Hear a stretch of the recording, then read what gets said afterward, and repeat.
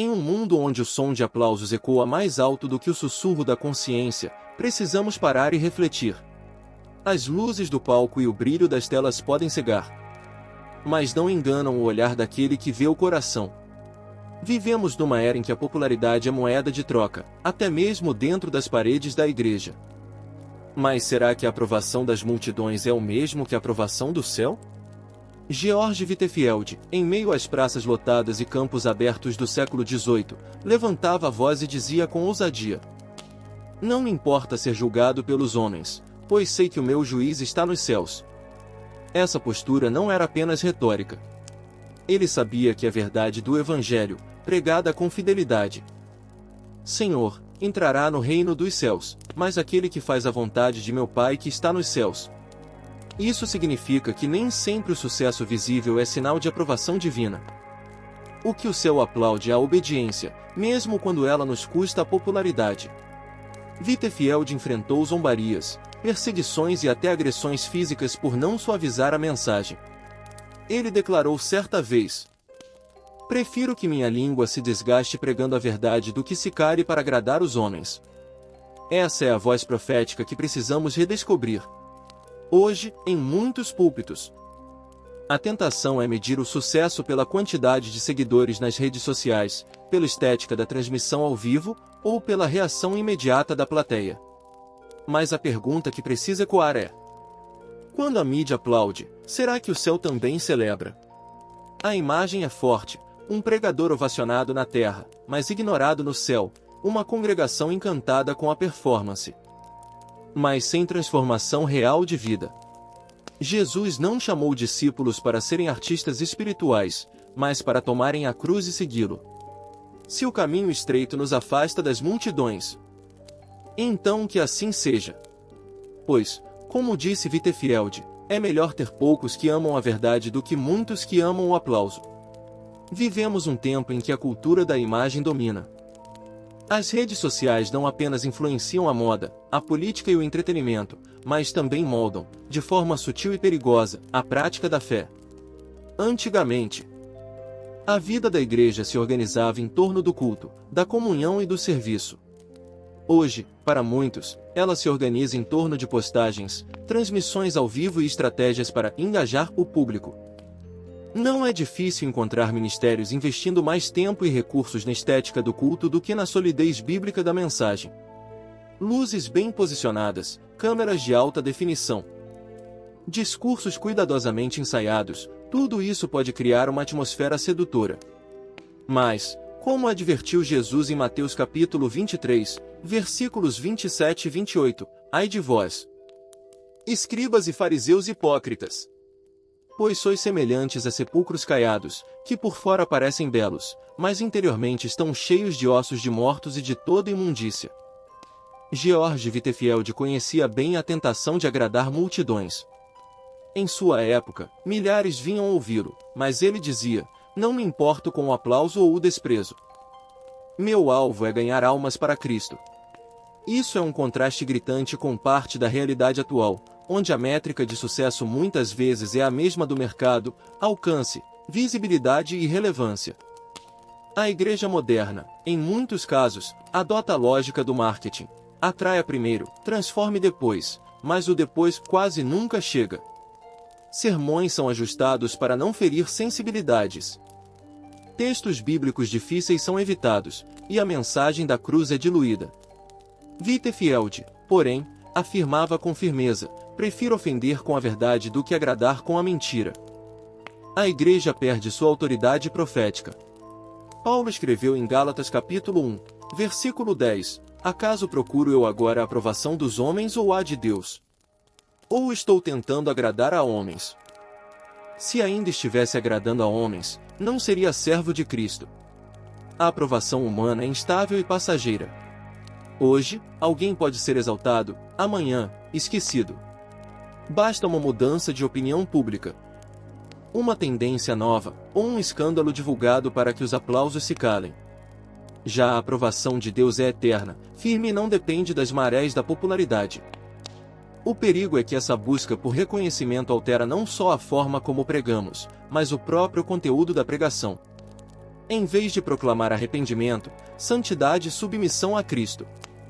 Muitos preferem falar apenas sobre bênçãos, prosperidade e superação pessoal.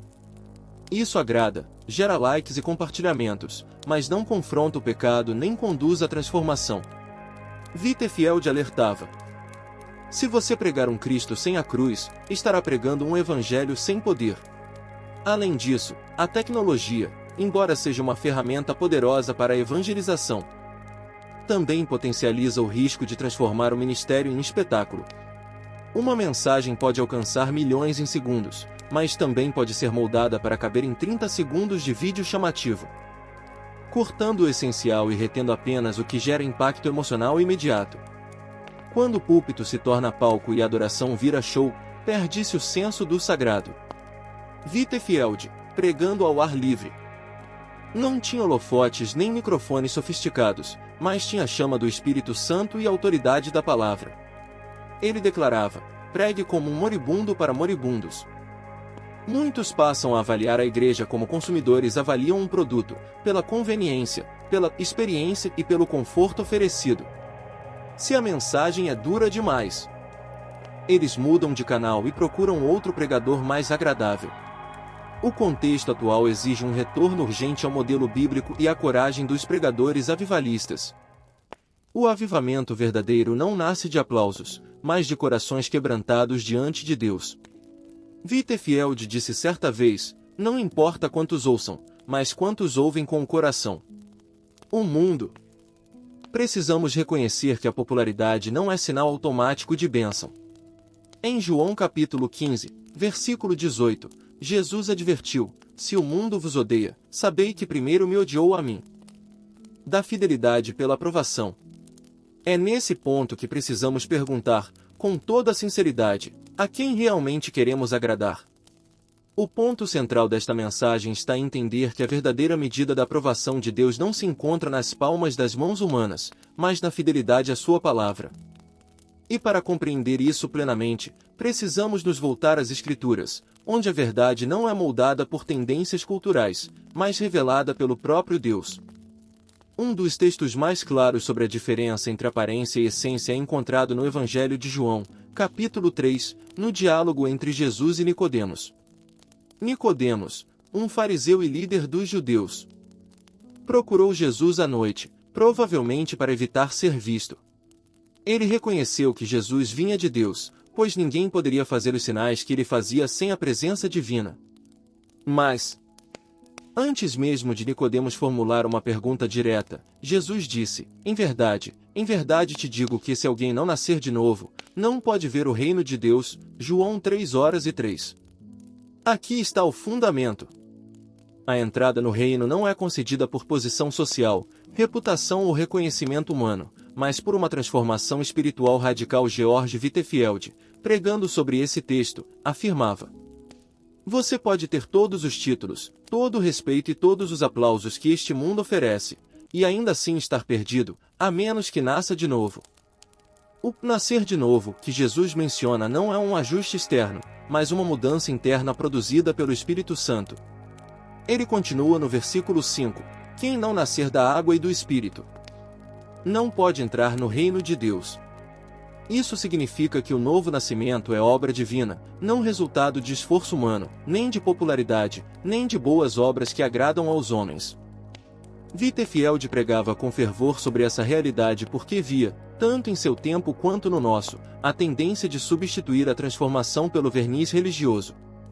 Ele disse: milhares confiam em uma religião herdada ou aprendida, mas jamais experimentaram a vida de Deus em suas almas. Essa advertência se encaixa perfeitamente no problema que discutimos. Líderes e igrejas que medem seu valor pela aceitação do público estão, muitas vezes, ignorando que a verdadeira fé começa no coração, invisível aos olhos humanos, mas completamente exposta diante de Deus.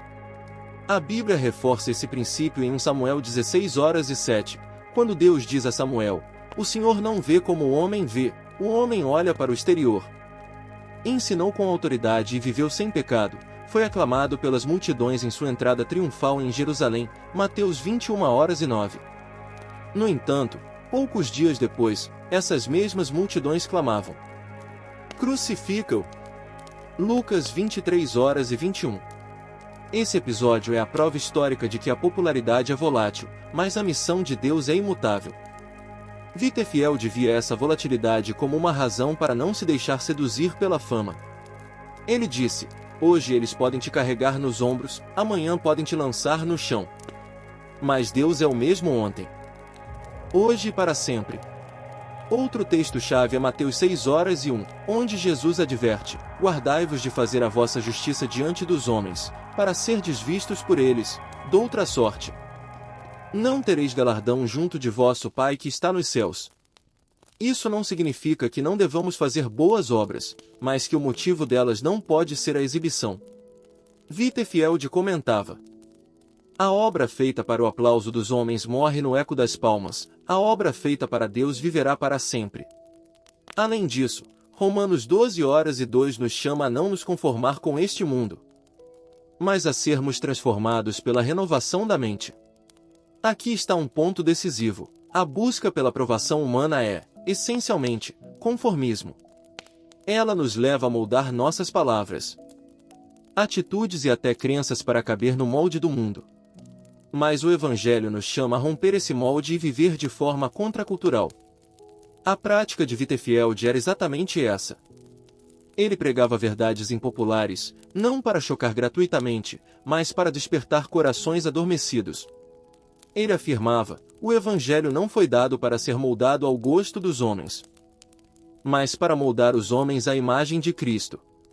Outro exemplo bíblico poderoso está em Gálatas 1h10, onde Paulo declara que, se estivesse buscando agradar aos homens, não seria servo de Cristo. Essa declaração é uma linha divisória: ou vivemos para agradar ao mundo, ou vivemos para agradar a Deus. Não há meio termo.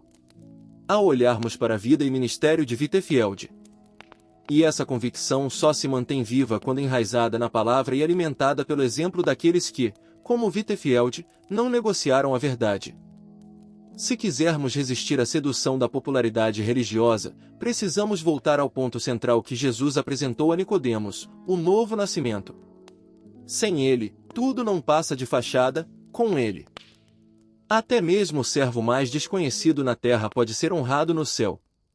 Ao falar sobre a diferença entre uma fé genuína e uma fé de fachada, não podemos ignorar que a essência do cristianismo verdadeiro está profundamente ligada ao caráter de Cristo refletido na vida do crente. Não se trata apenas de professar a fé, mas de viver de forma que revele, em cada detalhe, a obra transformadora do Espírito Santo. George Wittefield, em um de seus sermões mais fervorosos, declarou: a prova de que alguém nasceu de novo não está no que ele diz, mas no que ele é quando ninguém está olhando. Essa frase resume de forma contundente o ponto que precisamos explorar. A autenticidade espiritual é revelada no secreto, não no palco. Primeiro ponto: a luz verdadeira versus a luz artificial. A Bíblia nos chama a ser luz do mundo, Mateus 5h14. Mas a luz de Cristo é diferente da luz das câmeras ou dos refletores. A luz verdadeira ilumina, expõe e transforma; a luz artificial apenas cria aparência. É possível ter grande visibilidade pública e, ainda assim, estar espiritualmente em trevas. Wittefield afirmava: prefiro uma alma ardendo pelo amor de Cristo, invisível ao mundo, do que 1000 holofotes sobre um coração frio. No contexto atual, a tentação de confundir exposição com impacto é enorme. Muitas igrejas e líderes acreditam que mais visualizações ou seguidores significam mais fruto espiritual. Mas João 15 nos lembra que o fruto verdadeiro só vem de permanecer em Cristo. Sinais de um cristianismo de fachada. Cristianismo de fachada é aquele que se preocupa mais com a reputação do que com a santidade. É quando a prioridade é manter a imagem impecável perante os outros, enquanto a vida interior permanece intocada pelo Evangelho. Jesus denunciou isso em Mateus 23, chamando de hipócritas os líderes religiosos que por fora parecem justos aos homens, mas por dentro estão cheios de hipocrisia e iniquidade. Wittefield, ao pregar sobre esse texto, disse: o inferno está cheio de pessoas respeitáveis, cujas vidas externas eram moralmente repreensíveis, mas cujos corações nunca foram lavados no sangue do Cordeiro. Essa declaração dura, mas necessária, aponta para a urgência de examinar a nós mesmos. 2 Coríntios 13:05. Terceiro ponto: o preço da fidelidade. Seguir a Cristo de verdade implica custos. Jesus deixou claro em Lucas 9:23. Se alguém quer vir após mim, negue-se a si mesmo, tome cada dia a sua cruz e siga-me. Esse chamado não é compatível com a busca incessante por aprovação pública. Pelo contrário, muitas vezes a fidelidade nos colocará em rota de colisão com as expectativas humanas. Whitefield experimentou isso repetidamente em suas viagens missionárias. Não faltaram convites para suavizar sua mensagem em troca de aceitação social e segurança pessoal. Ele recusou. O pregador que tenta ser amado por todos acabará traindo aquele que morreu por ele. Advertia. Quarto ponto: exemplo histórico de coragem espiritual. Um episódio notável ocorreu quando Whitefield pregou em Moorfields, uma área de Londres conhecida pela hostilidade a pregadores. Multidões se reuniam não apenas para ouvir, mas para zombar, atirar pedras e criar confusão. Mesmo assim, ele subiu no púlpito improvisado e anunciou o texto bíblico com voz firme. No meio da hostilidade, alguns ouviram de verdade e se converteram. O Espírito de Deus age tanto no meio da oposição quanto no silêncio da adoração, dizia ele. Essa cena histórica ilustra que a verdadeira obra de Deus não depende de circunstâncias favoráveis ou da aceitação da maioria. Ela floresce onde há obediência e fé, independentemente do custo. Quinto ponto: discernindo o falso do verdadeiro. Nem todo ministério grande é falso, assim como nem todo ministério pequeno é fiel. O tamanho, a visibilidade e o reconhecimento público não são critérios confiáveis para medir a autenticidade espiritual. O próprio Jesus teve momentos de grande popularidade e outros de quase completo abandono. Whitefield ensinava que o teste real de um ministério é a transformação de vidas à luz da palavra de Deus. Se a pregação não leva o pecador ao arrependimento e o santo à santidade, ela é apenas som vazio, dizia. Essa é uma verdade desconfortável para uma geração acostumada a medir relevância em curtidas e compartilhamentos. Sexto ponto: a influência sutil da cultura. Vivemos em um tempo em que a cultura secular molda expectativas até mesmo dentro da igreja.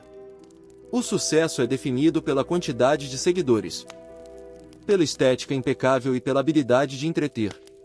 A mensagem central do Evangelho, arrependimento, fé e santificação, muitas vezes é empurrada para segundo plano. Whitefield alertava contra essa tendência já em seu tempo. Quando a igreja começa a adotar as modas do mundo para atrair o mundo, ela perde o poder de transformá-lo. Essa advertência soa ainda mais urgente hoje, quando as modas mudam na velocidade da internet. Sétimo ponto: o impacto social do verdadeiro avivamento. Ao contrário da popularidade vazia, o verdadeiro avivamento não apenas atrai pessoas, mas muda sociedades. Na Inglaterra e nas colônias americanas, o ministério de Whitefield produziu reformas sociais.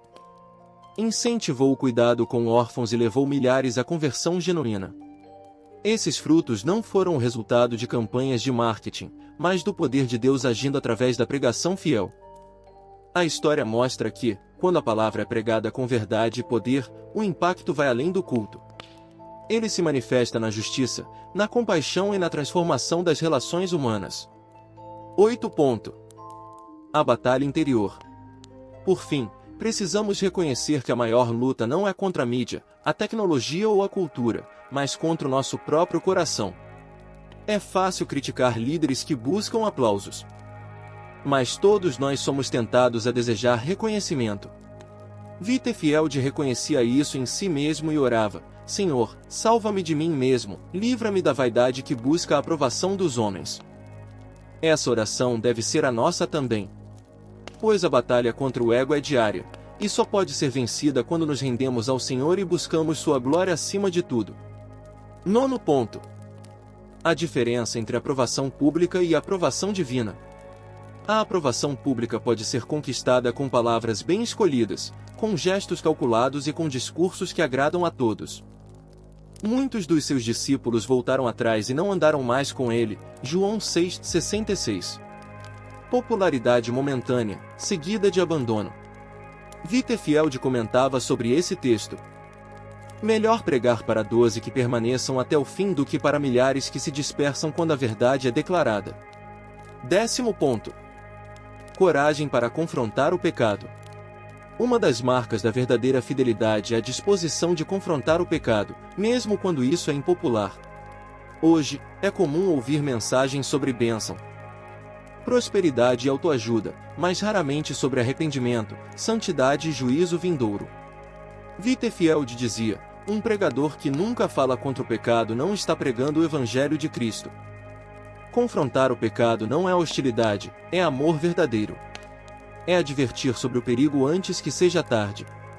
Assim como um médico não hesita em dar um diagnóstico grave para salvar a vida do paciente, o pregador fiel não hesita em falar a verdade que pode salvar a alma. 11º ponto. Sinais de transformação genuína. A prova de que o Evangelho foi recebido não é a emoção momentânea, mas a mudança de vida duradoura. Em 2 Coríntios 5:17, Paulo afirma: se alguém está em Cristo, é nova criatura, as coisas antigas já passaram, eis que tudo se fez novo.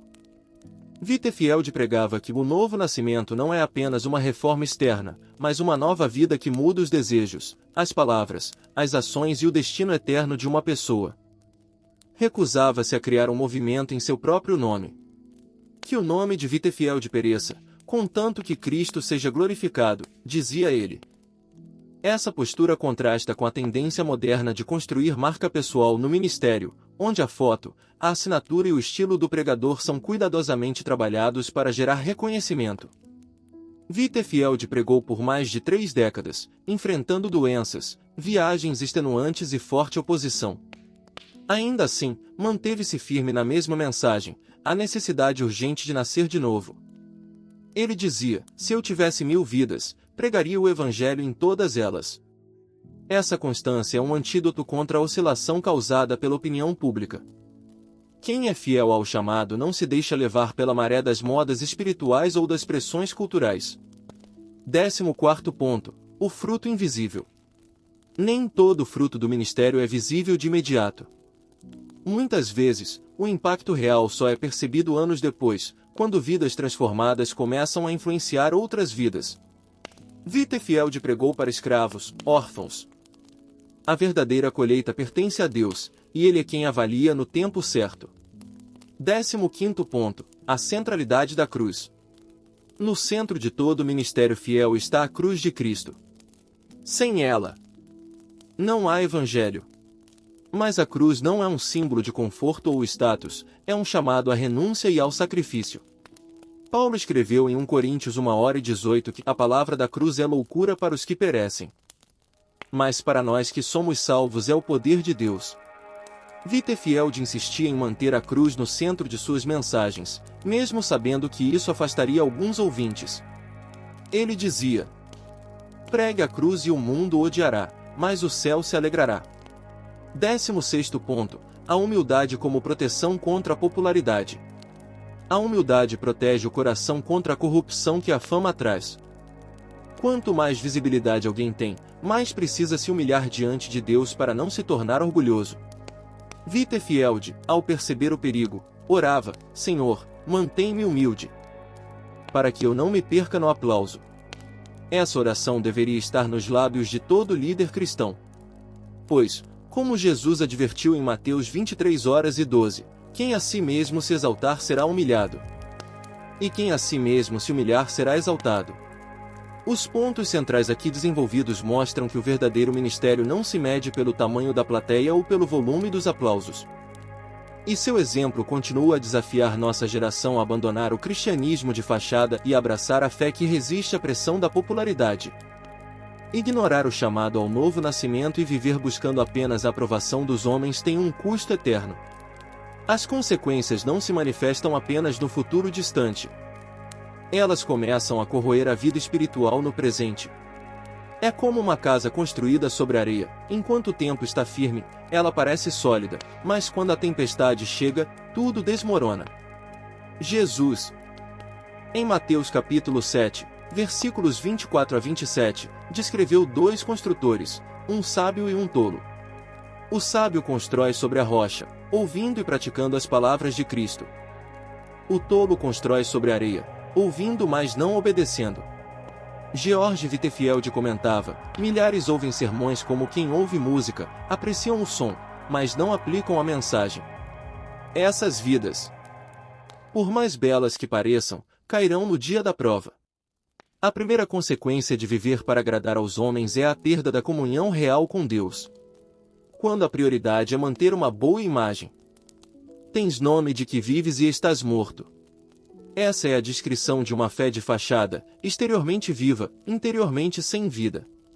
Whitefield dizia: nada é mais trágico do que um cristão apenas de nome. Ele engana os outros, engana a si mesmo, mas não engana a Deus. Essa autoilusão é mortal, pois afasta o indivíduo do arrependimento sincero. A segunda consequência é a vulnerabilidade ao engano.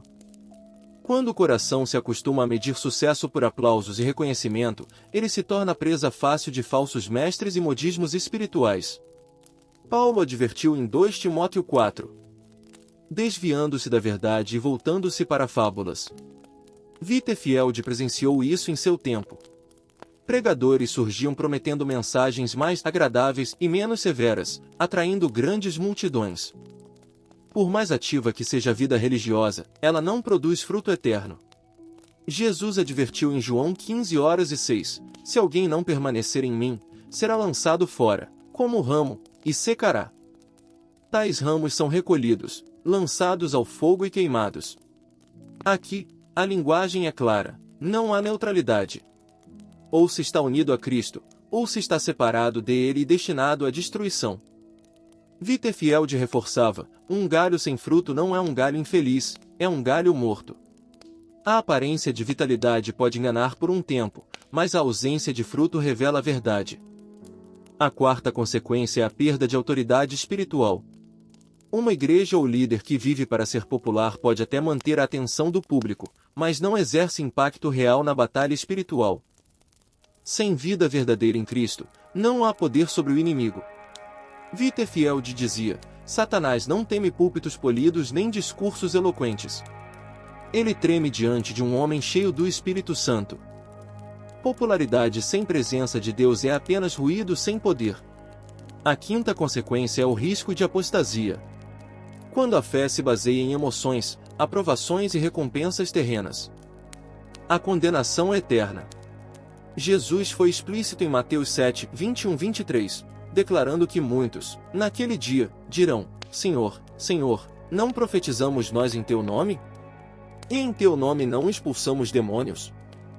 E em teu nome não fizemos muitas maravilhas?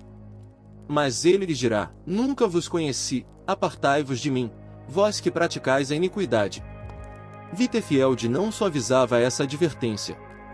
Ele pregava: há pregadores no inferno. Há músicos, diáconos e membros respeitáveis no inferno.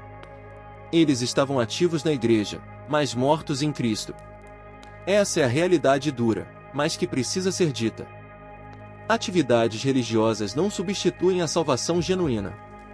A advertência não é para desanimar, mas para despertar. Enquanto há vida, há oportunidade de arrependimento e restauração. Whitefield encorajava: Cristo recebe não apenas os santos cansados, mas também os pecadores endurecidos que se voltam para Ele. Por isso, a consequência final para quem abandona a busca pela aprovação humana e abraça a aprovação divina é a vida eterna.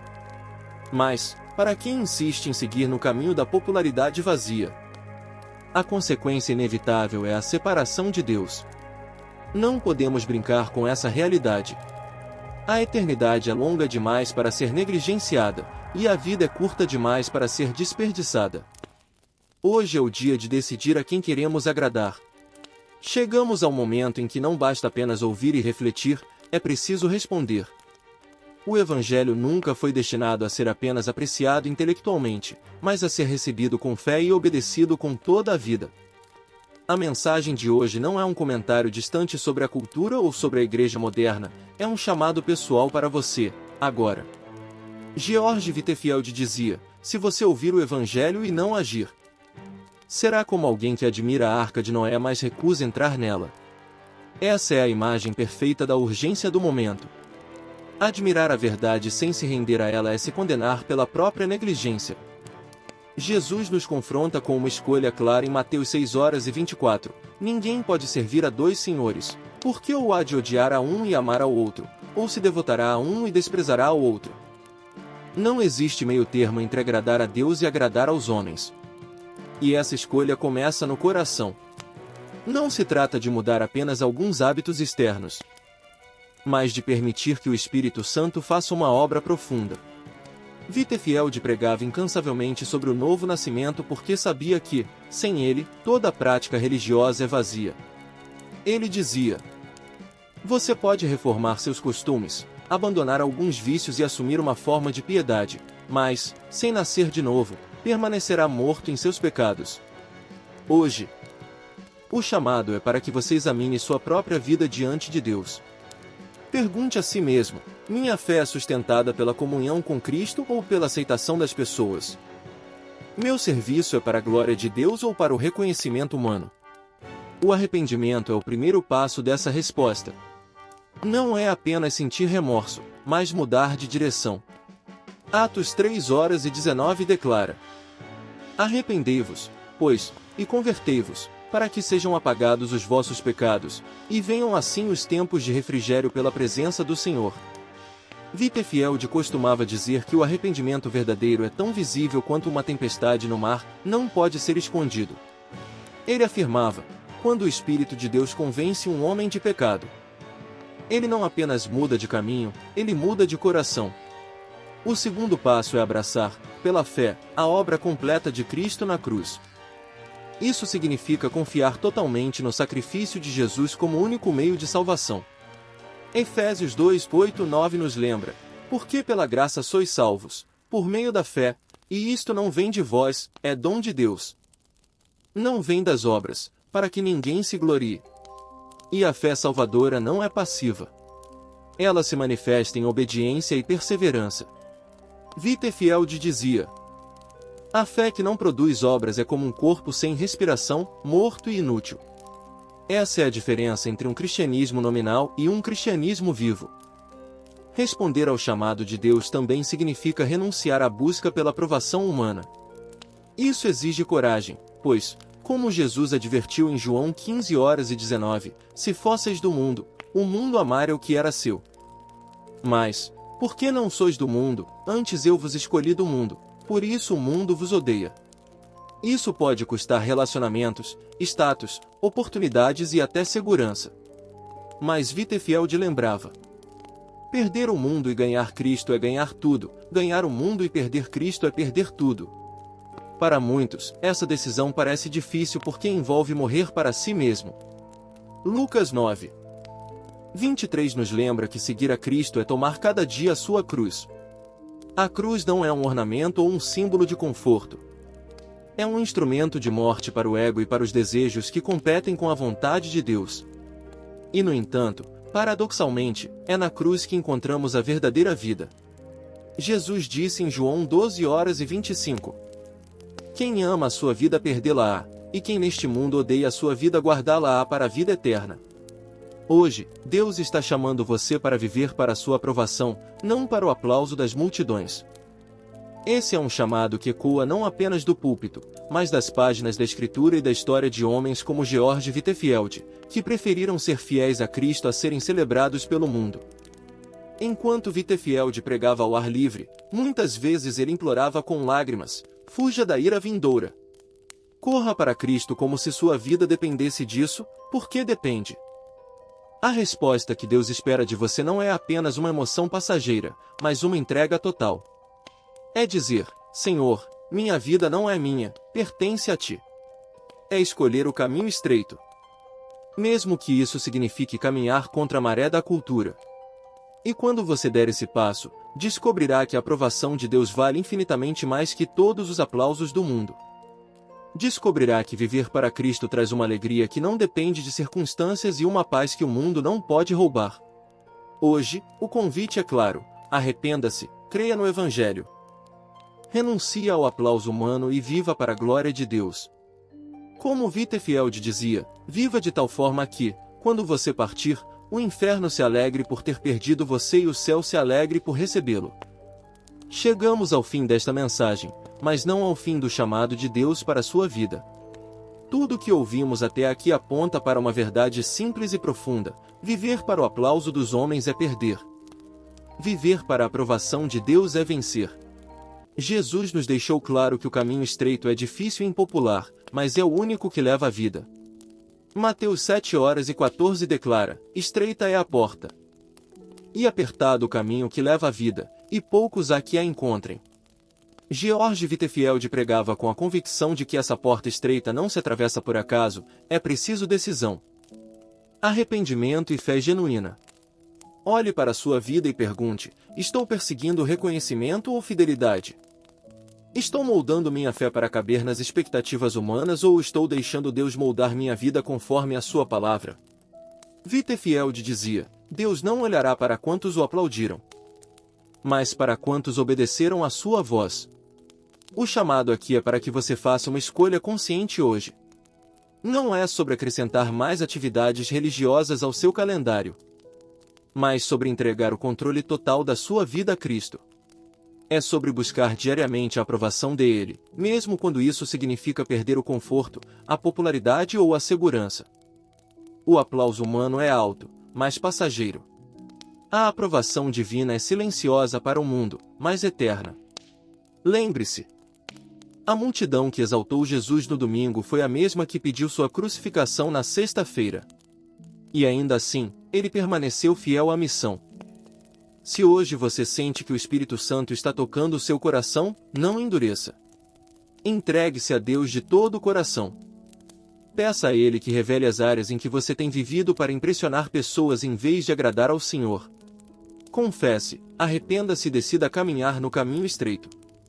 E não guarde essa decisão só para você. Compartilhe sua fé. Viva de modo que outros vejam Cristo em você, e use cada oportunidade para apontar para Ele. Wittenfeld dizia: se você não é um missionário, é uma missão. Cada crente é chamado a ser luz, seja no púlpito ou no dia a dia. Agora, quero deixar um desafio prático, esta semana. Tome pelo menos uma decisão consciente que vá contra a aprovação das pessoas, mas a favor da aprovação de Deus. Pode ser dizer a verdade quando seria mais fácil mentir. Pode ser recusar participar de algo que compromete sua fé, ou pode ser falar de Jesus mesmo sabendo que será ridicularizado. Se você foi abençoado por esta mensagem, inscreva-se no canal. Ative as notificações e compartilhe com alguém que precisa ouvir esta verdade. Não se cale. O mundo precisa desesperadamente de cristãos que vivam para a glória de Deus, não para os aplausos das multidões. E ao sair deste momento, lembre-se das palavras de Wittenfeld: viva para que Deus o aprove, e se o mundo rejeitar, você ainda será rico eternamente.